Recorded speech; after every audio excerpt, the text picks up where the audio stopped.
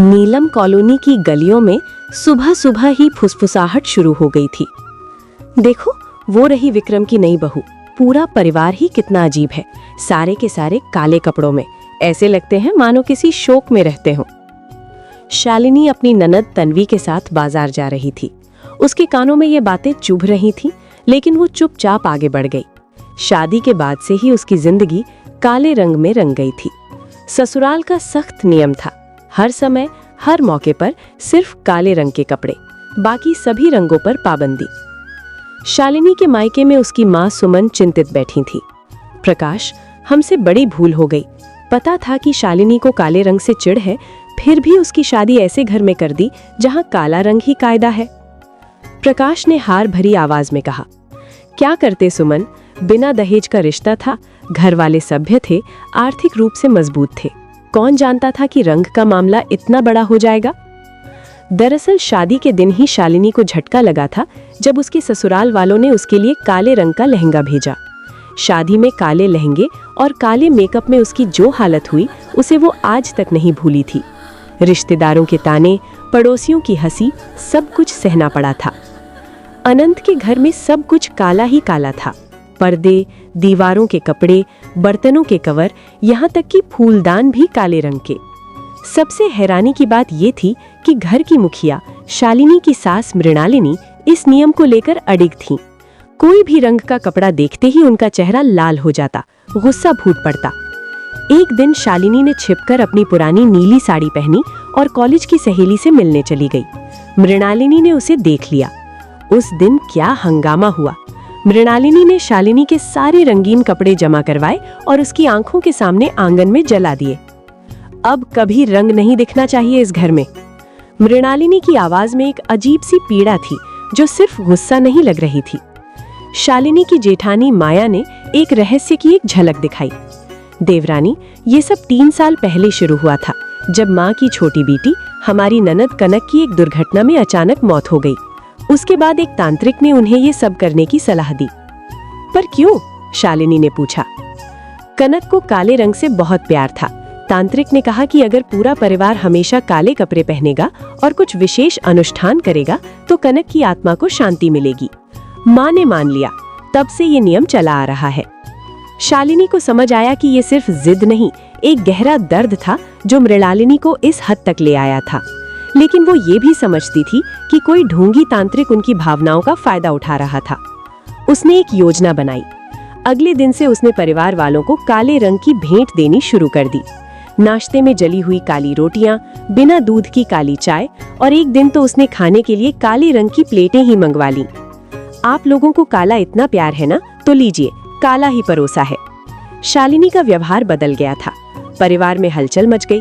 आदित्य और तन्वी शिकायत करते, सागर चिढ़ता, लेकिन मृणालिनी चुप रहती। एक दिन जब शालिनी ने काली सब्जी परोसी तो मृणालिनी का धैर्य जवाब दे गया, बस करो शालिनी, ये नाटक कब तक चलेगा? जब तक आप ये नहीं बताएंगी कि ये काले रंग का नाटक शुरू क्यों किया गया और कब तक चलेगा। क्या आपकी बेटी की आत्मा वाकई इन काले कपड़ों से शांत हो रही है या कोई आपको बेवकूफ बना रहा है? शालिनी के सवालों ने मृणालिनी को झकझोर दिया। आखिरकार एक शाम टूटे हुए मन से मृणालिनी ने सब सच्चाई बता दी। कनक की मौत के बाद उनकी मुलाकात बाबा जगन्नाथ नाम के एक तांत्रिक से हुई थी, जिसने उन्हें ये सब करने के लिए प्रेरित किया था। वो हर हफ्ते उसे कीमती चीजें और पैसे देती थी, कनक की शांति के नाम पर। वो आपसे ठगी कर रहा है माँ?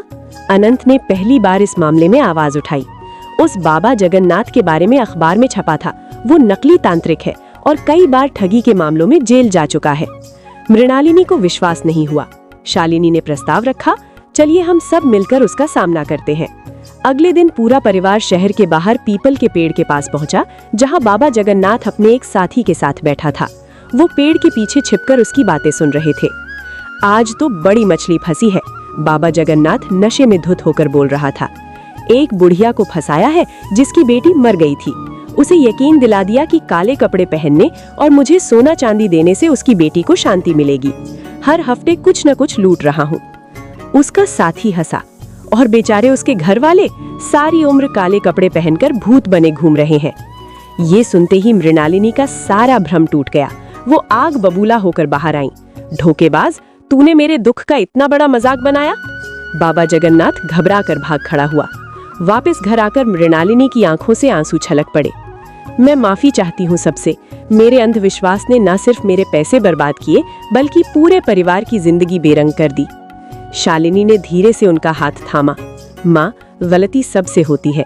अहम बात यह है कि अब हम सच्चाई जान गए हैं। कनक की याद को हम दिल में रख सकते हैं, काले कपड़ों में नहीं। अगले दिन मृणालिनी ने परिवार को इकट्ठा किया। आज से ये काले कपड़ों का नियम खत्म। हर कोई अपनी मर्जी के रंग पहने। धीरे धीरे घर बदलने लगा। काले पर्दे हटे, रंगीन फूलों के गमले आए और सबसे बढ़कर हर किसी के चेहरे पर एक नई चमक दिखने लगी। शालिनी ने अपनी पहली रंगीन साड़ी पहनी, एक खूबसूरत गुलाबी रंग जो उसके चेहरे की रौनक और बढ़ा देता था। एक रविवार को परिवार ने मिलकर एक छोटा सा उत्सव मनाया। मृणालिनी ने कनक की एक तस्वीर सामने रखी, उस पर फूल चढ़ाए और कहा, बेटी, तेरी याद हमेशा हमारे दिल में रहेगी। अब हम तेरे प्यार को काले कपड़ों में नहीं बल्कि खुशियों के रंगों में जिंदा रखेंगे।